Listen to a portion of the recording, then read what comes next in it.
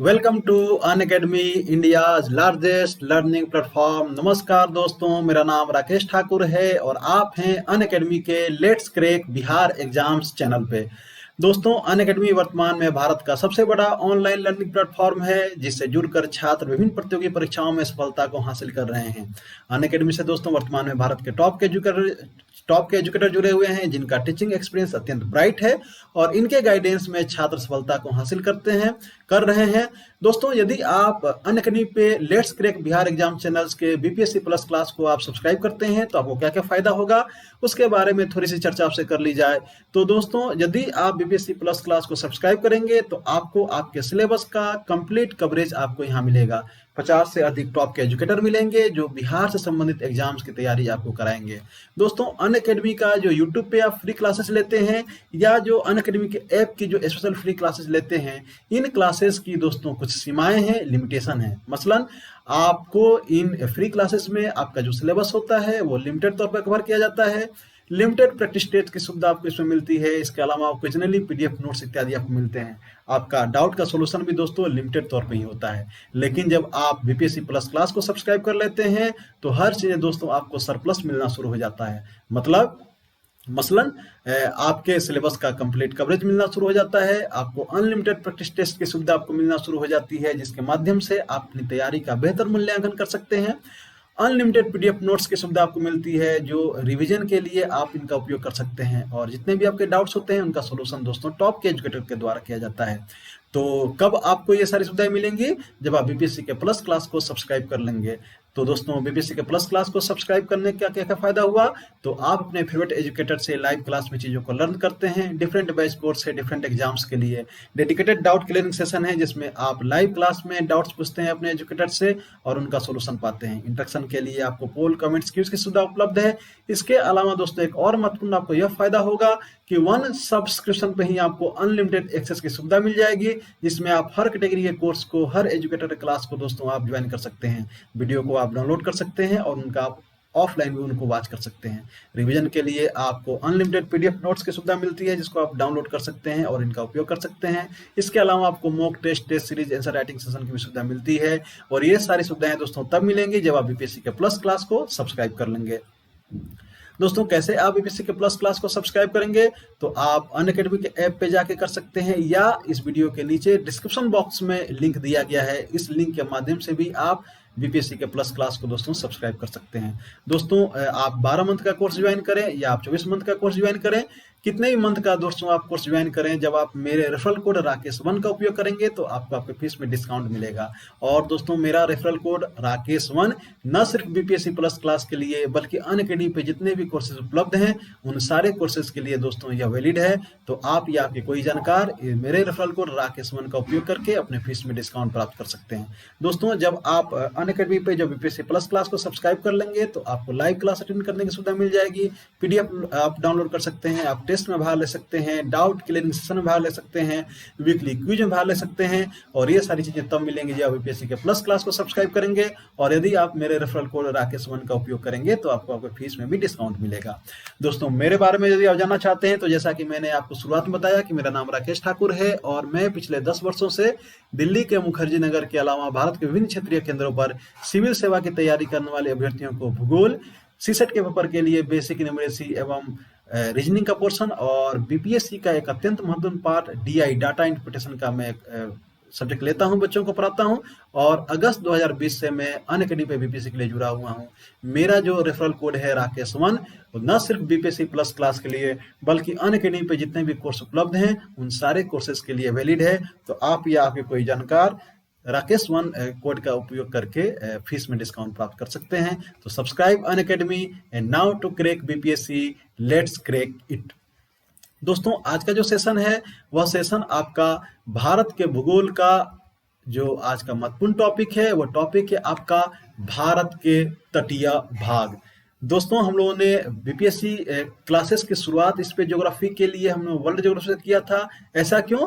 क्योंकि world geography का theoretical part है, नींव है और दोस्तों किसी भी इमारत की बुलंदी उसके नींव की मजबूती पर निर्भर करती है। तो भले ही विश्व के भूगोल से क्वेश्चन कम आते हों लेकिन विश्व के भूगोल का अध्ययन आपके कंसेप्ट को सही बिल्डअप करेगा। तो इसीलिए हम लोगों ने विश्व के भूगोल से हम लोगों ने क्लासेस शुरुआत की थी, और अब विश्व के भूगोल को खत्म करने के बाद हम लोग भारत के भूगोल पे हैं। और आज का जो टॉपिक है वो है आपका भारत का तटीय भाग। दोस्तों, भारत के तटीय भाग से किस प्रकार के प्रश्न बीपीएससी के द्वारा या विभिन्न आयोगों के द्वारा पूछे जाते हैं, इसके बारे में दोस्तों आज हम लोग देखेंगे। उसका हम लोग एनालिसिस करेंगे। और उसके लिए दोस्तों सबसे बेहतर ऑप्शन है कि हम लोग विगत वर्ष के प्रश्न पत्रों का मूल्यांकन करें, विगत वर्ष के प्रश्नों को देखें कि किस आयोग के द्वारा इस पोर्शन से, इस टॉपिक से कैसे प्रश्न पूछे गए हैं। तो आइए दोस्तों, आज के इस सेशन में हम लोग भारत के तटीय भाग से जो विगत वर्षों में जो विभिन्न आयोगों के द्वारा प्रश्न पूछे गए हैं, उनमें से कुछ प्रश्नों का अवलोकन करते हैं। तो आइए, सबसे पहले आपके स्क्रीन पे आज के सेशन का पहला प्रश्न रहा यह, निम्नलिखित में से किस तट से भारत का औसत समुद्र तल नापा जाता है? निम्नलिखित में से किस तट से भारत का औसत समुद्र तल मापा जाता है? तो दोस्तों, इस प्रश्न का जो सही उत्तर होगा वह उत्तर होगा आपका चेन्नई। चेन्नई के तट से दोस्तों भारत का औसत समुद्र तल मापा जाता है। ठीक है, तो इस प्रश्न का उत्तर होगा दोस्तों चेन्नई। ठीक है, प्रश्न संख्या 2 आपके स्क्रीन पे, भारत के प्रादेशिक जल क्षेत्र का विस्तार है। भारत के प्रादेशिक जल क्षेत्र का विस्तार है तट से 3 समुद्री मील तक, तट से 6 समुद्री मील तक, तट से 12 समुद्री मील तक, या तट से 24 समुद्री मील तक। और दोस्तों, इस प्रश्न का जो उत्तर होगा वह उत्तर होगा 2 का सी, तट से 12 समुद्री मील तक। तट से 12 समुद्री मील तक के क्षेत्र में भारत के प्रादेशिक जल क्षेत्र का विस्तार माना जाता है। ठीक है, प्रश्न संख्या 3, भारत की तट रेखा की कुल लंबाई लगभग है। भारत की तट रेखा की कुल लंबाई लगभग है 3500 किलोमीटर, या 800 किलोमीटर, या 6000 किलोमीटर, या 7500 किलोमीटर। तो दोस्तों, भारत के कुल तट रेखा की लंबाई लगभग 7516 किलोमीटर है। और जो डी नंबर जो ऑप्शन है वह आपके ज्यादा नजदीक है, तो इसलिए इस प्रश्न का उत्तर हो जाएगा 3 का डी। ठीक है, चलिए अगला प्रश्न, प्रश्न संख्या 4 आपके स्क्रीन पे, भारत के किस राज्य का समुद्री तट सबसे अधिक लंबा है? भारत के किस राज्य का समुद्री तट सबसे अधिक लंबा है? आंध्र प्रदेश, महाराष्ट्र, गुजरात, या तमिलनाडु? और दोस्तों, प्रश्न संख्या 4 का उत्तर होगा गुजरात, सी। गुजरात का जो समुद्री तट है वह भारतीय राज्यों में सबसे लंबा समुद्री तट है। तो प्रश्न संख्या 4 का उत्तर हो जाएगा दोस्तों सी, गुजरात। प्रश्न संख्या 5 आपके स्क्रीन पे दोस्तों, यह प्रश्न जो है वो आपके आईएएस के एग्जाम में भी पूछा गया है और विभिन्न पीसीएस के एग्जाम में पूछा गया है। भारत में कितने राज्य तट रेखा से लगे हुए हैं? भारत में कितने राज्य तट रेखा से लगे हुए हैं, यानी कि कितने राज्यों की जो सीमाएं हैं वो तटीय हैं? तो आपका 7, 8, 9, 10। दोस्तों, जनरली बच्चे जो है इस प्रश्न का उत्तर 8 मारते हैं और वो गिनने में गोवा को छोड़ देते हैं, क्योंकि गोवा क्या है, गोवा आपका सबसे छोटा राज्य है। तो इस प्रश्न का उत्तर होगा दोस्तों 5 का सी। जो 9 जो राज्य हैं वो आपके तटीय राज्य हैं। कौन कौन से? तो आपका गुजरात हो गया, फिर आपका महाराष्ट्र हो गया, गोवा हो गया, फिर आपका कर्नाटक हो गया, केरल हो गया, तमिलनाडु हो गया, आंध्र प्रदेश हो गया, ओडिशा हो गया, और आपका पश्चिम बंगाल हो गया। 9 राज्य हैं भारत के जिनकी जो सीमाएं हैं वो तटीय सीमाएं हैं। ठीक है, चलिए आइए प्रश्न संख्या 6 आपके स्क्रीन पे, प्राचीन भारतीय ऐतिहासिक भूगोल में रत्नाकर नाम सूचक था। प्राचीन भारतीय ऐतिहासिक भूगोल में रत्नाकर नाम सूचक था अरब सागर का, बंगाल की खाड़ी का, हिंद महासागर का, या प्रयाग में गंगा, यमुना और पौराणिक नदी सरस्वती के संगम का? दोस्तों, इस प्रश्न का उत्तर होगा हिंद महासागर। 6 का उत्तर होगा दोस्तों सी। हिंद महासागर को प्राचीन भारतीय ऐतिहासिक भूगोल में रत्नाकर के नाम से संबोधित किया गया था। ठीक है, तो 6 का उत्तर हो जाएगा सी। ठीक है दोस्तों, अगला प्रश्न, सर्वाधिक तटीय अपर्दन होता है। सर्वाधिक तटीय अपर्दन होता है लहरों से, ज्वार भाटा से, धाराओं से या सुनामी लहरों से। ठीक है, तो दोस्तों इस प्रश्न का उत्तर होगा आपका ए, लहरों से। लहरों से दोस्तों सर्वाधिक तटीय अपर्दन की क्रिया होती है। तो प्रश्न संख्या 7 का उत्तर हो जाएगा ए। प्रश्न संख्या 8 दोस्तों, भारत के पश्चिम तटीय निम्नलिखित शहरों पर विचार कीजिए। जंजीरा, कन्नूर, नागरकोइल और सिंधु दुर्ग। ठीक है, जंजीरा, कन्नूर, नागरकोइल और सिंधु दुर्ग। तो दोस्तों सबसे इसको उत्तर से दक्षिण इन नगरों के सही क्रम को सजाना है।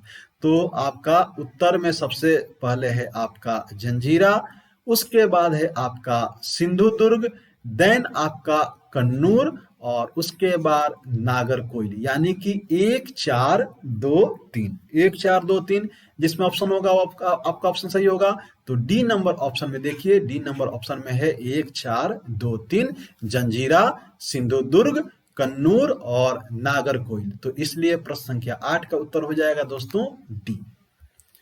प्रश्न संख्या 9 आपके स्क्रीन पे, निम्नलिखित में से कौन सा युग्म सही सुमेलित नहीं है।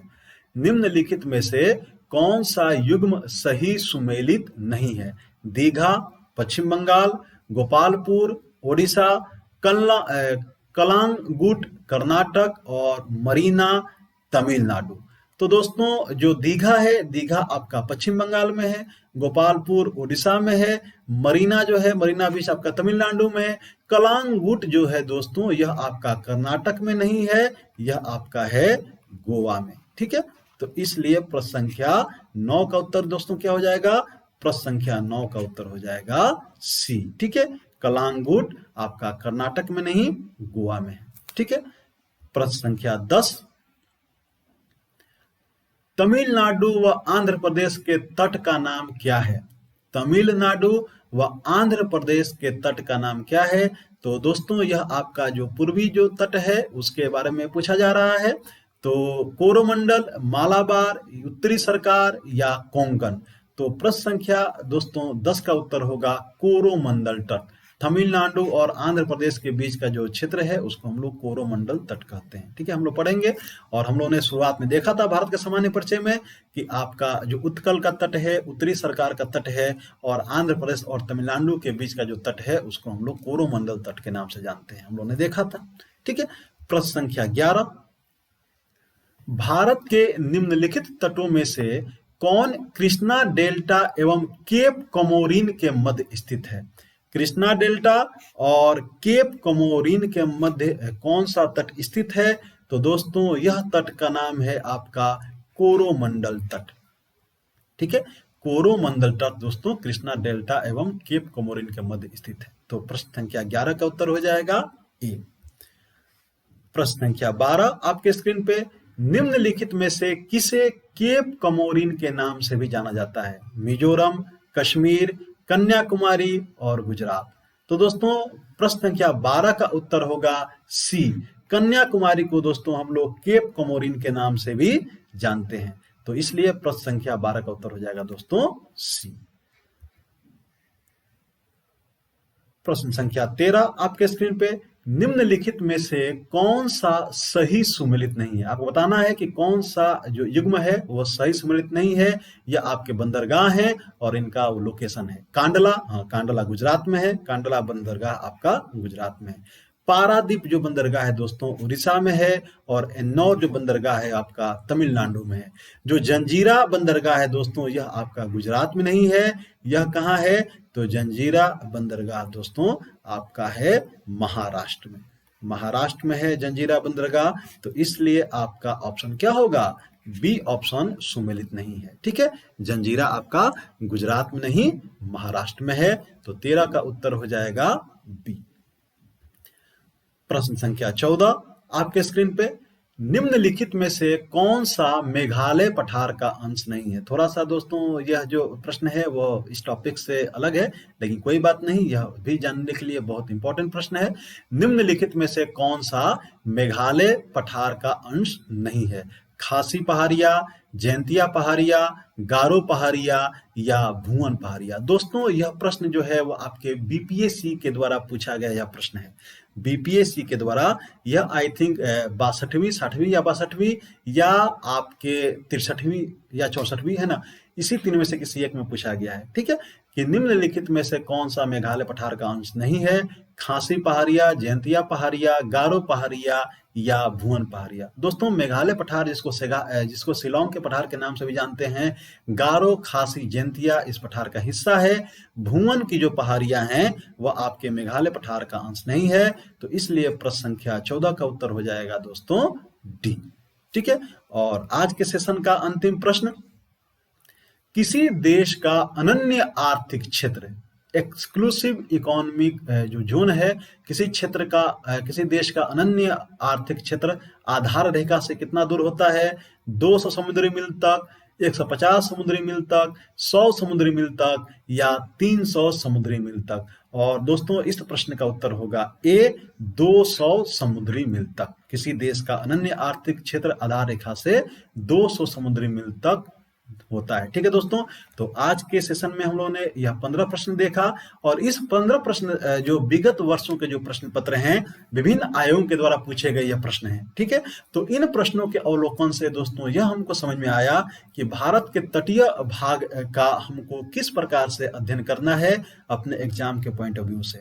दोस्तों आपको विद्वान नहीं बनना है, आपको अपने एग्जाम को क्रैक करना है। ठीक है, तो आपका पहला टारगेट होना चाहिए कि हम उतना ही पढ़ें जितना से हमारे एग्जाम को क्रैक हो जाए हमारा एग्जाम, क्योंकि सिलेबस काफी बड़ा है। ठीक है, तो इसलिए आपको सिलेबस को कवर करना है, स्मार्ट तरीके से दोस्तों आपको प्लानिंग करनी होगी। तो आज के लिए दोस्तों इतना ही। आज के इस सेशन से आपको इन 15 क्वेश्चन से आपको समझ में आया होगा कि कैसे भारतीय तटीय भाग के टॉपिक्स को हमको पढ़ना है दोस्तों। फिर जब हम लोग भारत के तटीय भाग को जब हम लोग डिटेल्स पढ़ेंगे तो वहाँ पे एक एक हम लोग चीज़ जो हमारे एग्जाम के लिए रिलेवेंट है उसको हम लोग पढ़ेंगे और उसको हम लोग समझेंगे। तो दोस्तों इस वीडियो में इतना ही। तो इस वीडियो, अगर ये वीडियो आपको अच्छा लगा है तो इसको आप लाइक करें, शेयर करें, सब्सक्राइब करें, और मेरे रेफरल कोड राकेश वन का दोस्तों उपयोग करेंगे तो आपको आपके फीस में डिस्काउंट मिलेगा। मेरा रेफरल कोड राकेश वन न सिर्फ बीपीएससी प्लस क्लास के लिए बल्कि अनअकैडमी पे जितने भी कोर्सेज उपलब्ध हैं उन सब के लिए वैलिड है।